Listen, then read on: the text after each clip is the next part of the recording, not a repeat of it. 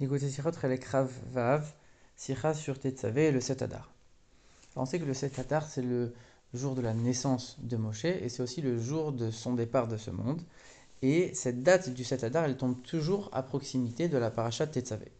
Et les sages nous ont dit qu'il y a une allusion à ça dans le nom dans la paracha, c'est que la paracha ne comporte aucune fois le nom de Moshe Rabbeinu. Depuis que Moshe est né, on parle toujours de Moshe dans chaque paracha de la Torah, jusqu'à la fin du Sefer du livre de Bamidbar, et c'est la seule paracha où on n'évoque pas son nom. Alors c'est vrai qu'on ne parle pas, on dit pas son nom à proprement parler, mais on parle énormément de lui. Même le début, le premier mot de la paracha, c'est et toi. Dieu il parle à Moshe, donc il dit toi, c'est qui toi? C'est Moshe. Alors que d'habitude on a l'impression qu'on parle de lui un peu à la troisième personne. Ici, à chaque fois et dans de nombreux endroits dans la paracha, on va parler de lui à la deuxième personne. On insiste sur la personne de Moshe lui-même. C'est toi. Même si on ne dit pas son nom, finalement, on parle énormément de lui.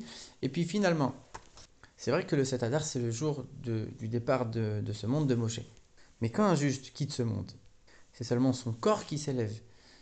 Toutes ses actions, toute sa trace, tous ses enseignements, ils vont rester et ils vont être encore plus présents qu'avant.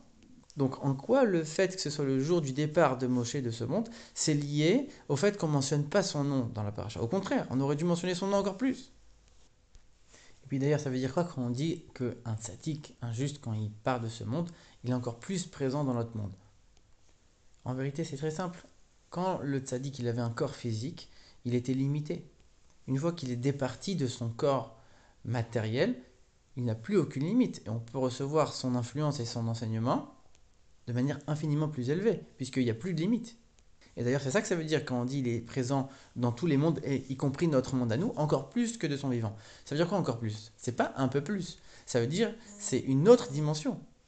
Il est présent de manière infiniment plus grande qu'avant son décès. Et la deuxième raison, c'est que quand un tzaddik quitte ce monde, il s'élève de niveau en niveau vers la source spirituelle de son âme, un niveau extrêmement élevé. Et puisqu'il est présent dans ce monde, ce niveau, il le fait descendre ici-bas. Et c'est pour ça qu'il n'y a plus de corps, puisque c'est un niveau tellement élevé qui va se dévoiler qu'on a besoin de se départir du corps à ce moment-là. Donc même si visiblement on ne le voit plus, il a une influence beaucoup plus grande et beaucoup plus puissante que de son vivant.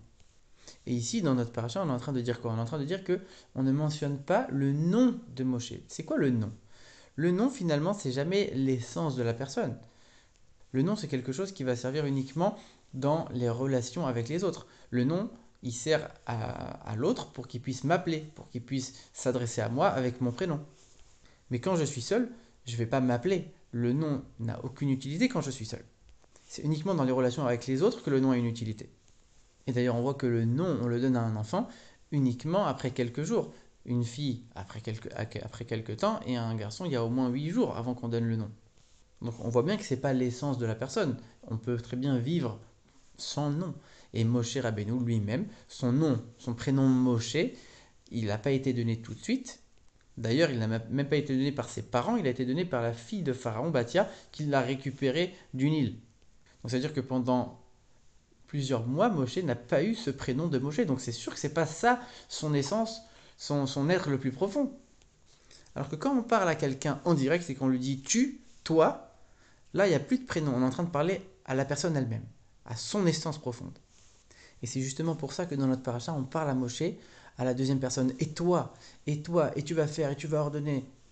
C'est la paracha qui est liée avec le départ de ce monde de Moshe, donc l'élévation la plus haute de Moshe. On se départit des limites du nom. On est au-dessus du nom. On parle de toi, de ton essence. C'est pour ça qu'il n'y a pas le nom. On est bien au-dessus. Et au contraire, on emploie la deuxième personne qui désigne l'essence de Moshe.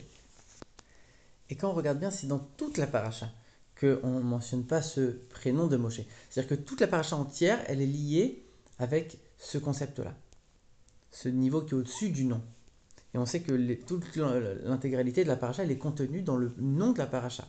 Et le nom de la paracha, c'était de savoir forcément qu'il doit y avoir un lien entre ce nom de la paracha et cette idée.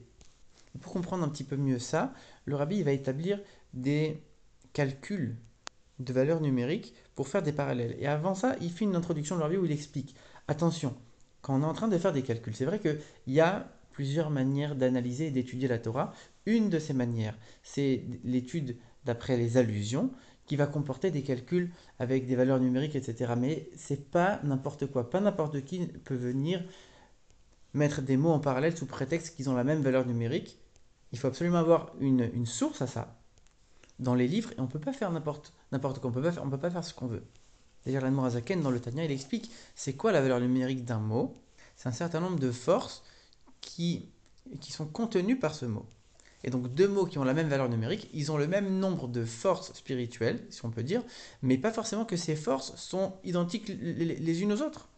Donc quand deux mots ont la même valeur numérique, ça veut rien dire. Par contre, quand les mots sont liés aussi dans leur sens, dans leur contenu, dans leur signification, dans leur message, et qu'on va voir qu'il y a également une valeur numérique commune, là on va voir que dans leur source, ils ont non seulement le même nombre de forces, mais ils ont aussi une source spirituelle commune. Et là on peut commencer à établir un lien. Mais la valeur numérique seule ne permet pas d'établir tout de suite, d'emblée, un lien entre deux mots. Et donc la valeur numérique de la paracha, du nom de la paracha Tetzavé, ici le rabbi il va expliquer que ce n'est pas quelque chose qui vient au hasard, c'est quelque chose qui a été vérifié, qui apparaît dans plusieurs livres, et c'est ce que le rabbi va expliquer maintenant. La valeur numérique de la paracha, c'est 501. Tetzavé, ça fait 501. Alors c'est quoi 500 dans la Torah? En vérité, ce chiffre de 500 revient très souvent. Il représente la limite de la nature, la limite du matériel. Il y a un endroit, un passage dans les paroles des sages qui nous disent que Dieu a parcouru 500 ans pour acquérir un nom. C'est-à-dire que le nom, c'est quelque chose qui est représenté par la valeur 500. Et quand on dit qu'on est dans la valeur 501, ça veut dire qu'on est au-dessus du nom. Donc c'est exactement ce qu'on était en train de dire. C'est la paracha où on est dans un niveau qui est au-dessus du nom. Encore plus haut que le nom. C'est pour ça que le nom de Moshe ne figure pas. Donc pour l'instant, ça colle. On est en train de parler du niveau 1, le niveau de l'unité de Dieu, l'essence de Dieu qui est au-dessus des limites du monde, au-dessus du nom, qui va définir, qui va limiter. Et puis on sait que on a 5 niveaux d'âme. On a 5 noms, 5 niveaux d'âme. On a Nefesh, Ruach, Neshama, Chaya, Yechida. Et comme le rabbi explique, la perfection d'un chiffre, c'est quand il est multiplié par 10 fois 10, donc par 100. Et donc la perfection de ces 5 niveaux de l'âme, c'est 5 fois 100. Donc ce chiffre de 500, il représente la perfection, le niveau le plus haut de cet enchaînement de niveaux d'âme, l'un après l'autre, pour arriver au niveau le plus haut qui est celui de 500. Et quand on est au-dessus du 500, on n'est plus dans un nom. C'est 5 noms, 5 niveaux de l'âme, mais qui sont limités. On arrive à l'essence de l'âme elle-même, le niveau qui est supérieur, qui est au-dessus des 500, qui dépasse tout. Au-dessus du nom, au-dessus de la limite, ça c'est l'essence de l'âme. D'ailleurs, le rabbi précise, le mot Asher en hébreu qui veut dire heureux, il a aussi la valeur numérique 501. Parce que le plaisir, c'est une force qui est au-dessus de tout. On sait qu'on a la force d'action, la force de réflexion intellectuelle. En dessous, ça, on a aussi les émotions. Après, les forces les plus élevées qui vont être au-dessus, on va avoir la volonté. Mais le plaisir, c'est quelque chose qui est au-dessus. Et c'est pour ça que ce mot Hacher a la valeur aussi numérique 501. Et ça, on peut aussi le retrouver dans le nombre de versets de la paracha, qui est 101. Comme l'Admorazaken, il explique la différence entre le chiffre 100 et 101.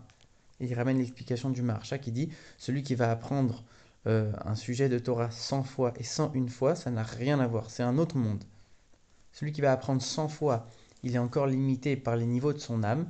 101 fois, il est déjà au-dessus dans l'essence de l'âme. C'est exactement ce qu'on vient de dire. Il y a le 100 qui est la limite, et on a le 101 qui est au-dessus, comme le 500 et le 501.